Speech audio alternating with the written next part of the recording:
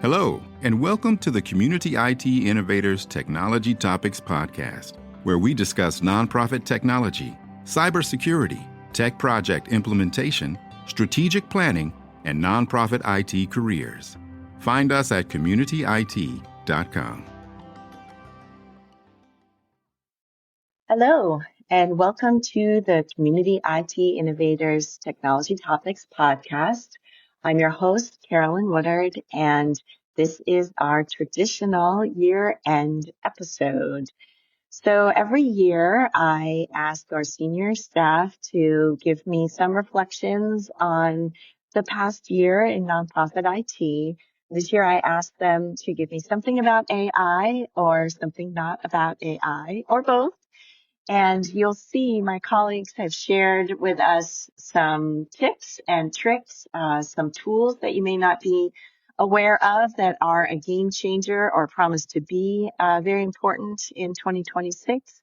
Some of my colleagues also reflected on the longer arc of 2025 in cybersecurity, in intentionality about matching your tech tools and IT infrastructure to your business needs as a nonprofit. Some reflections on AI tools and adoption, and also just want to make sure that you know that we stand with you in all of the challenges that the nonprofit sector has faced this year politically. And I hope that you can take some rest and relaxation and refresh in this holiday time of year with your loved ones. And that we'll all come back, and it'll all still be there in January when we come back to work. So if you're listening to this over the holidays, all the very best from Community IT to you. Hello, my name is Alexandros Benju, and today I want to share some thoughts on AI and its role in the nonprofit sector. Nonprofits have traditionally been slower to adopt emerging technologies, and that's understandable. Budgets are tight, priorities are mission driven, and every investment needs to show clear value. But what's exciting is that over the past year, I've seen a noticeable shift. Nonprofits are paying attention to AI. Even if they're not diving in headfirst, they're testing the waters, and that curiosity is a big step forward. Why does this matter? Because when nonprofits engage with new technologies, it drives innovation, not just for that organization or their organization, but for the entire sector. And for us, as technology partners, it pushes us to learn faster and deliver solutions that create real impact for them.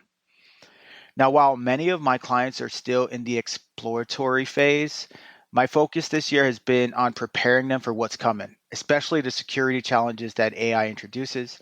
AI isn't just opportunity, it's also a tool for bad actors. Threats like AI-driven phishing, deepfake attacks, automated social engineering are no longer theoretical, they're active.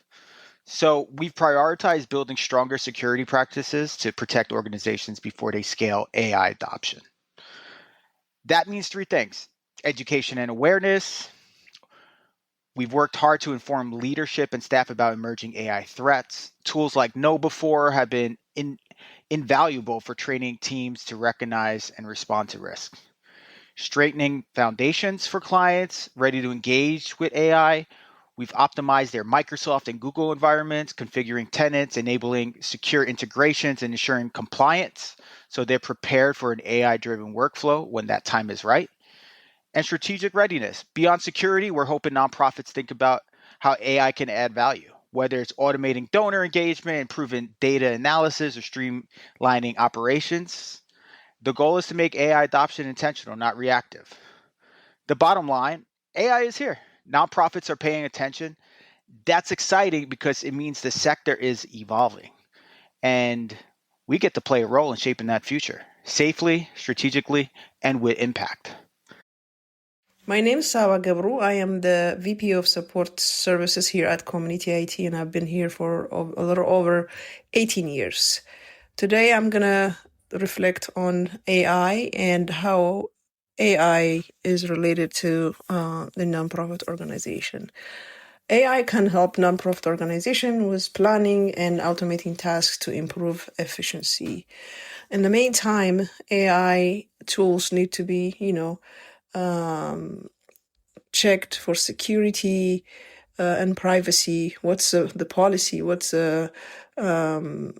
security and privacy policies that the AI tool that's being used? And I know that there are free tools out there as well as paid tools. One that comes in mind is the note taker to help out with, meeting notes and follow-up tasks. And that's great. And there's a lot of things that have been discussed during meetings. And it is very important to understand where the data is stored and what the policies are, whether it's paid or the free version. So I think that is very crucial to understand. As meetings, there are a lot of sensitive information that be discussed. The other thing is also, as I mentioned earlier, AI can help with automation and can help with improve operation, and it needs to be reviewed, proper planning. What's AI is needed for? Do we have AI policy? How are we going to benefit from this AI policy that needs to be implemented? What is the AI addressing for the nonprofit organization? So that's, that's one thing I would say, that it's critical that nonprofit organizations, when selecting any AI tool, whether it's note taker, or whether it's for automation or for data analysis and anything else, it is important to plan, to ask important, crucial questions, and how the data is being used or kept where it needs to be basically stored. The last thing I would say is that AI is as important. AI is everywhere. AI is talked about all the time. And it's also very important. Nonprofit organizations need to think about their cybersecurity and make sure that their data is protected and in a good place.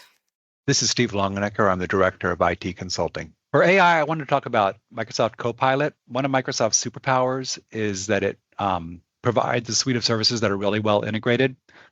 Those individual services may not be best in class, but their integration makes up for it. And that's the value proposition of Copilot. It's supposed to be super well integrated into the larger Microsoft 365 stack. It can already see the data in your email, SharePoint, OneDrive, etc. So you should be able to ask it questions about that data and get good answers without having to do anything more. My experience of that in 2025 is that it comes up short, and I really have been frustrated by it. There might be different reasons for that. There's those permission guardrails that Microsoft promises might be causing problems. Also, it turns out that copilots are actually different. There's different copilots developed by the different product teams. So like your Excel copilot might actually be different from your SharePoint copilot or your Teams copilot. An experience I had just the other day is sort of a case in point. I was asking Microsoft Teams copilot to find me a link to the SharePoint library associated with the Microsoft team that I'm a member of. And it found me files in that library, but it didn't find me the link to the library. And I pressed it, and Copilot's final answer was, I can't directly pull the live SharePoint link from your environment because I don't have access to your tenant's URLs. However, the link you need is documented in the Microsoft 365 target path column of the file. So it told me how to get the information, but it didn't tell me the link itself. I was just left wondering why, if that integration is not as firm as its promises to be, then what is the value of Microsoft Copilot compared to other AI platforms? So it was a frustrating thing in 2025. I'm going to explore other AI tools in 2026 more, and that'll be an interesting comparison. I'll also note that another Microsoft superpower, besides their integration, is that they iterate enough until their products are good enough. And I do think that that will happen. I'm sure that Copilot will get better and better and better. But it was pretty unimpressive for me in 2025. The other topic that I thought I'd mention in this recording is how much better Microsoft 365 authentication has gotten.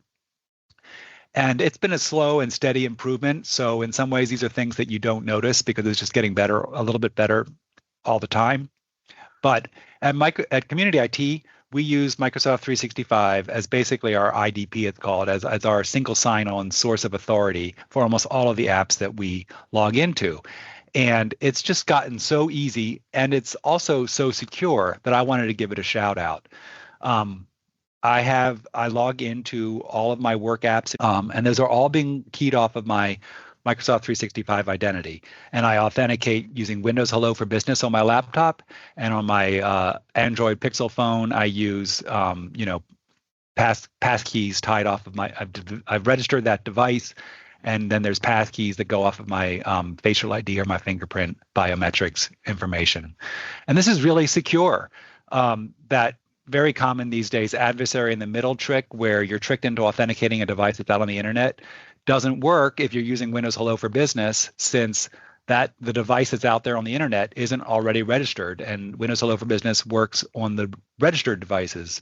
If I lose my phone or my laptop, the only way to get in is to have my phone or laptop, because those are the registered devices. If I lose them, I'd just report it to our internal IT folks, and they would deregister the device. And in that time between losing it and them deregistering it, the bad actors wouldn't have access to my biometric data. Or you could use PINs if you don't want to use your biometric data. All of which is to say that it's just simple. And it's secure, and I love it. And I think any organization should enable Windows Hello for Business if they haven't already. And if they're using Macs, they should configure the Mac OS equivalent called Platform Single Sign-On. It's great. It works well, and it's secure. And those are all important things in this day and age. Next, you'll hear from Eric Stolze, who is one of our IT business managers. The IT business manager position is a kind of account manager, but so much more. They have business experience and a technical background. Eric actually owned his own MSP supporting small local businesses in Louisville before joining Community IT. So here's Eric. One thing that nonprofits should know about AI is to review the terms of service and privacy policy for any product you are considering approving for use. It's essential to understand how the AI company is utilizing your data and with whom they are sharing it. Confirm they will not use your data to train their LLM, and ensure they are not selling your information to advertisers or giving it to third parties unnecessarily. One thing that is not AI that people should be aware of is the cost of RAM has been increasing, and you will likely see higher prices when purchasing new equipment. The price increase is being driven by the increased memory usage of AI in RAM and DRAM chips used in video cards for AI applications. Micron, one of the 3 leading producers of RAM, is ending its production of the consumer line of memory Crucial. Over the past 90 days, the cost of memory has doubled or tripled in most cases. Expect to pay more for laptops in 2026. Hello, I am Nuruddin Abuki, Senior Consultant at Community IT. And as we wrap up 2025, I want to spotlight a game changer for the year ahead: Microsoft 365 Archive for SharePoint and OneDrive. If you are ready to make your organization's data cleaner, more compliant, and cost-effective, this is for you. Let's get real for a moment. We've all seen storage sprawl, old project sites gathering dust, OneDrives multiplying, and version bloat slowing us down. It's not just a headache for IT. It drives up costs, makes searching a chore, and even holds back AI tools like Copilot from delivering their best. But here's the good news. Microsoft 365 Archive lets you move inactive SharePoint sites into cold, compliant storage. You keep admin oversight, search, and governance, but clear out clutter from daily collaboration. That means fresher, more relevant content for Copilot and smarter results for everyone. Why does this matter? Archiving separates what's active from what's historical, so your summaries and AI outputs aren't polluted by old drafts. Governance stay strong with retention labels, legal holds, and e-discovery, and admins can always find what they need. As we look to 2026, here are 5 steps to get your data Copilot ready. First move is to define your data life cycle. Decide how active data transitions to inactive, when it's archived, and when it's deleted. Secondly, detect inactivity. Set up policies to flag dormant sites and notify owners. Thirdly, archive at the site level. This keeps metadata, permissions, and admin settings intact. Just note, private Teams channels aren't supported yet. The fourth move is to optimize OneDrive cleanup. Departed users' OneDrives can be auto-archived during unlicensed periods, so set those retention policies as soon as you can. Then lastly here, the fifth move is to review and reactivate as needed. Archiving is cost-effective, and bringing data back is easy when you need it. Let's talk savings. Archives cost less than active storage. Some nonprofits are seeing up to 75% savings. But always check Microsoft's latest pricing before making big moves. In summary, as we head into 2026, nonprofits that embrace lifecycle automation and governance with Microsoft 365 Archive will enjoy cleaner workspaces, smarter Copilot outputs, and lower costs. My advice, start small, pilot with few sites, measure your savings and search quality, then scale up. Thanks for joining me on this year-end journey. Here's to a more organized, efficient, and AI-ready 2026. Next, we'll hear from David Dawson, Senior Engineer at Community IT. David enjoys working with clients that are making a difference in the community and internationally. David has been with Community IT for 24 years and is a treasure on our team. He's someone that we can all turn to for those advanced questions, and he takes escalations from the help desk. So here are David's thoughts on AI in nonprofits at his clients that he works with, and also reflection on some of the challenges nonprofits are facing this year. Hi, Carolyn. Here's my 2 cents about what happened in 2025 and what to look forward to in 2026. Of course, for 2025, the story, of course, the whole year long has been about AI. And I think I did check in with clients every now and then about how they're using it, because I'm really just curious. And I'm just seeing a lot of people are tinkering at the edges. Individual people or individual departments are using it for everything from rewriting things and summarizing things to I heard about an HR department that's analyzing and sifting through piles and piles of resumes. So that was kind of interesting. From what I hear, it's really what I call tinkering at the edge. Tinkering because nobody has built it into their workflows formally, and nobody is. And I don't think that a lot of people are paying for it yet. And I think these are just going to. This is sort of the adoption curve that we're going to see, and I think maybe in 2026.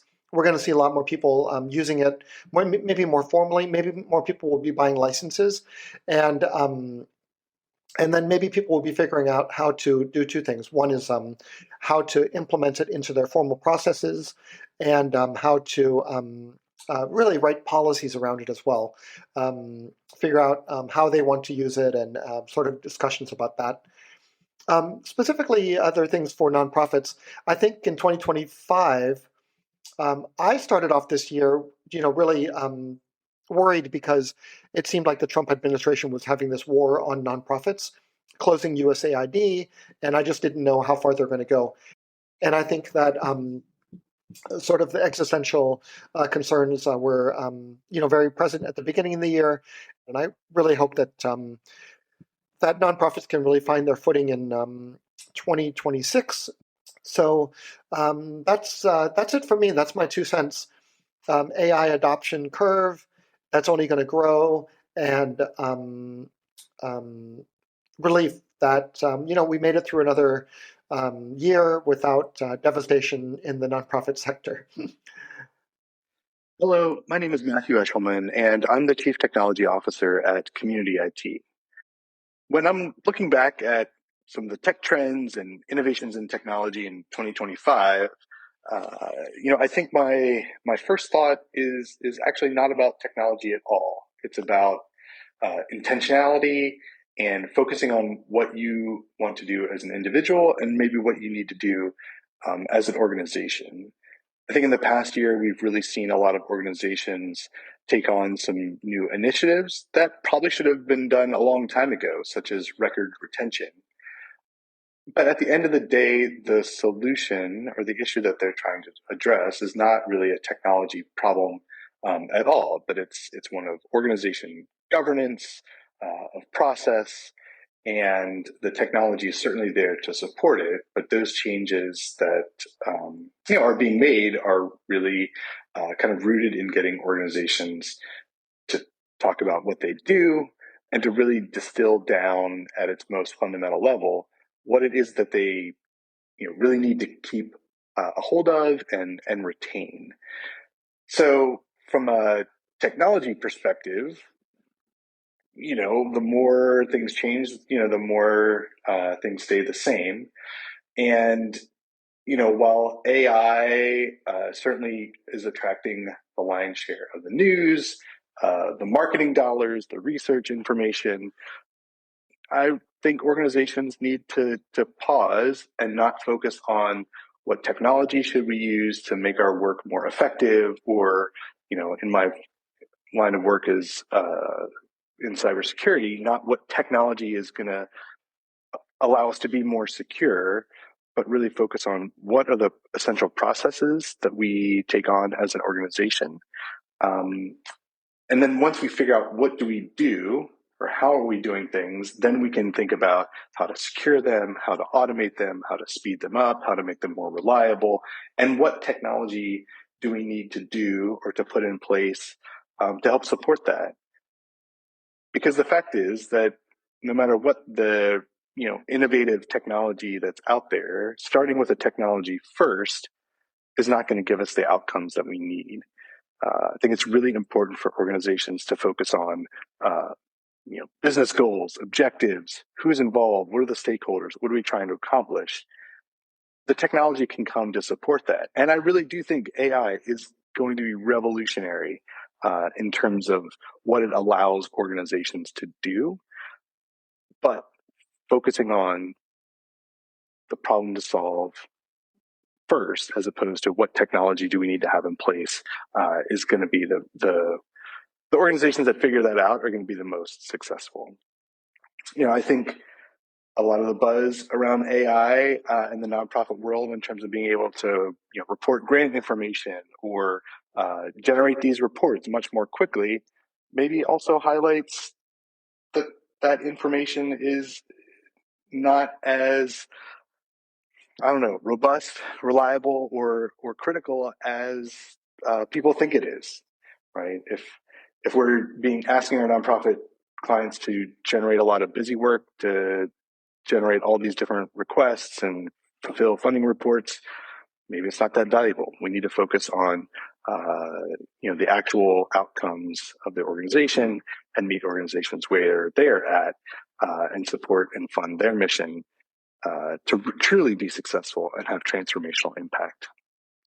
I hope that this finds you well, and I wish you the best as we wrap up 2025 and look forward to the promise of a new year in 2026. Community IT does these free webinars and podcasts for our community, and we love sharing our knowledge and experience. If you have more questions or are having trouble with your IT at your nonprofit, please get in touch with us on our website, www.communityit.com, so we can start a conversation or schedule an assessment. Downloading any of our free resources there will get you signed up for our webinar reminders, and you can attend our next webinar in real time and ask our experts your own questions. If you love podcasts, please subscribe and leave us a rating to help others find this leadership resource for nonprofits.